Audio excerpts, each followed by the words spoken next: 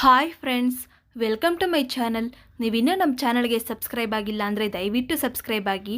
ಹಾಗೆ ಈ ಸೀರಿಯಲ್ ನಿಮ್ಗೆ ಇಷ್ಟ ಇದ್ದರೆ ಒಂದು ಲೈಕ್ ಕೊಡಿ. ಇಲ್ಲಿ ಪ್ರಶ್ನವರು ಎಲ್ಲರನ್ನೂ ಕೂರಿಸ್ಕೊಂಡು ಪ್ರಶ್ನೆ ಕೇಳ್ತಾ ಇದ್ದಾರೆ. ಈಗ ದಾಮೋದರ್ ಅವ್ರಿಗೆ, ಸರ್ ಆವಾಗಲೇ ನಿಮ್ಮ ಮಗ ನಮ್ಮಮ್ಮ ಇಲ್ಲ ಅಂತ ಹೇಳಿದ್ರಲ್ಲ ಸರ್, ಈಗ ನಿಮ್ಮ ಹೆಂಡತಿ ಇದ್ದಾರಲ್ಲ, ಇದಕ್ಕೇನು ಹೇಳ್ತೀರಾ? ನಿಮ್ಮ ಮಗನಿಗೆ ವಿಷಯ ಗೊತ್ತಿರಲಿಲ್ವಾ ಅಂತ ಕೇಳಿದಾಗ ದಾಮೋದರ್ ಅವರು ಏನು ಮಾತಾಡೋದಿಲ್ಲ, ಸುಮ್ಮನೆ ಇರ್ತಾರೆ. ಮೇಡಮ್ ನೀವು ಹೇಳಿ ಮೇಡಮ್, ನಿಮ್ಮ ಗಂಡ ನಿಮಗೆ ಹೊಡೆದಿದ್ರಾ? ಯಾಕೆ ನೀವು ಅವರಿಂದ ದೂರ ಆಗಿದ್ರಿ ಅಂತ ಕೇಳಿದಾಗ ವೇದ, ದಯವಿಟ್ಟು ಅವ್ರನ್ನೇನು ಕೇಳಬೇಡಿ, ಅವ್ರೀಗ ಟೆನ್ಷನಲ್ಲಿದ್ದಾರೆ ಅಂತ ಹೇಳಿದಾಗ, ಮೇಡಮ್ ನಿಮ್ಮ ಕುಟುಂಬದ ವಿಷಯ ಎಲ್ಲರೂ ಮಾತಾಡ್ಕೊತಾ ಇದ್ದಾರೆ, ಅದಕ್ಕೆ ಕೇಳಿದ್ವಿ. ಸರ್ ನಿಮ್ಮ ತಾಯಿ ಬಂದಿರೋದ್ರ ಬಗ್ಗೆ ನೀವೇನು ಹೇಳ್ತೀರಾ ಅಂತ ವಿಕ್ರಮ್ನ ಕೇಳ್ತಾರೆ. ಆಗ ವಿಕ್ರಮ್ಗೆ ಕೋಪ ಬಂದು ಅಲ್ಲಿಂದ ಹೊರಟೋಗ್ತಾನೆ.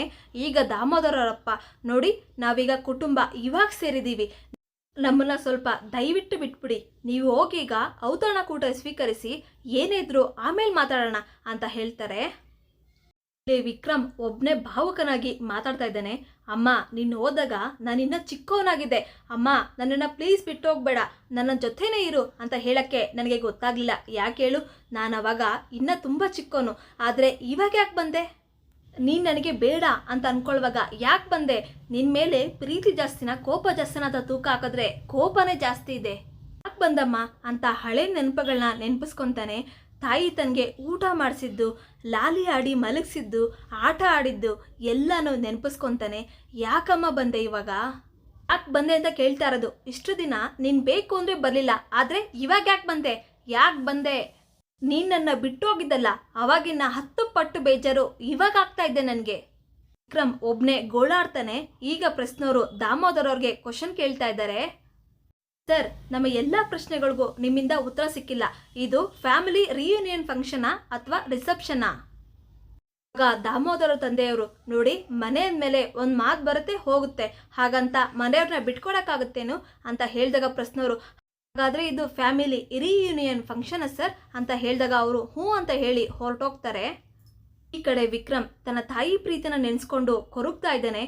ಅಮ್ಮ ನೀನು ನನ್ನ ಕಣ್ಣೆದುರು ಬರೋದಕ್ಕಿಂತ ನೀನು ದೂರ ಇದ್ದಿದ್ರೇನೆ ಎಷ್ಟೋ ಚೆನ್ನಾಗಿರ್ತಾ ಇತ್ತು.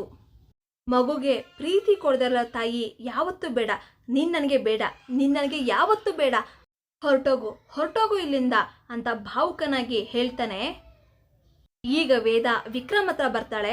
ಆಗ ವಿಕ್ರಮ್, ಬೇತಾಳ ಕೋಪ ಬಂದರೆ ನಾನು ಏನು ಮಾಡ್ತೀನಿ ಅಂತ ನನಗೆ ಗೊತ್ತಿಲ್ಲ, ದಯವಿಟ್ಟು ಇಲ್ಲಿಂದ ಈಚೆ ಹೊರಟೋಗು ಅಂತ ಹೇಳಿದಾಗ ವೇದ, ಕೋಪ ಯಾಕೆ ಮಾಡ್ಕೊತಾ ಇದೆಯಾ ವಿಕ್ರಮ್? ಆಗ ವಿಕ್ರಮ್, ಯಾಕೆನಾ ನಿನಗೆ ನನ್ನ ಮೇಲೆ ಪ್ರೀತಿ ಇದೆ, ಅದಕ್ಕೆ ಗ್ರ್ಯಾಂಡಾಗಿ ರಿಸೆಪ್ಷನ್ ಮಾಡೋಕ್ಕೆ ಒಪ್ಕೊಂಡಿದ್ಯಾ ಅಂತ ಅಂದ್ಕೊಂಡಿದ್ದೆ, ಆದರೆ ನನ್ನನ್ನು ಬಳಸ್ಕೊಂಡು ಬೇರೆಯವ್ರನ್ನ ಗ್ರ್ಯಾಂಡಾಗಿ ವೆಲ್ಕಮ್ ಮಾಡ್ಕೊಳ್ಳೋಕ್ಕೆ ಬಳಸ್ಕೋತ್ಯಾ ಅಂತ ನಾನು ಅಂದ್ಕೊಂಡಿರಲಿಲ್ಲ. ಹೇಳಿದಾಗ ವೇದ, ವಿಕ್ರಮ್ ಅವರು ಬೇಡ್ದಿರೋ ಅತಿಥಿ ಅಲ್ಲ, ಅವರು ನಿನ್ನ ತಾಯಿ ಅಂತ ಹೇಳಿದಾಗ ವಿಕ್ರಮ್, ಬಿಟ್ಟು ಹೋದವರೆಲ್ಲ ತಾಯಿ ಆಗಲ್ಲ ಬೇತಾಳ, ಮಕ್ಕಳಿಗೆ ಪ್ರೀತಿ ಕೊಡ್ದಲೇ ಇರೋರು, ಮಕ್ಕಳಿಗೆ ಊಟ ಕೊಡ್ದಲೇ ಇರೋರು ತಾಯಿ ಹೇಗಾಗ್ತಾರೆ ಅಂತ ಹೇಳ್ತಾನೆ. ಇದನ್ನು ಕೇಳಿ ವೇದಗೆ ಶಾಕ್ ಆಗುತ್ತೆ. ಇಲ್ಲಿಗೆ ಸಂಚಿಕೆ ಮುಕ್ತಾಯಗೊಳ್ಳುತ್ತೆ. ದಯವಿಟ್ಟು ನಿಮ್ಮ ಅನಿಸಿಕೆಗಳನ್ನು ಕಮೆಂಟ್ ಮಾಡಿ. Thank you.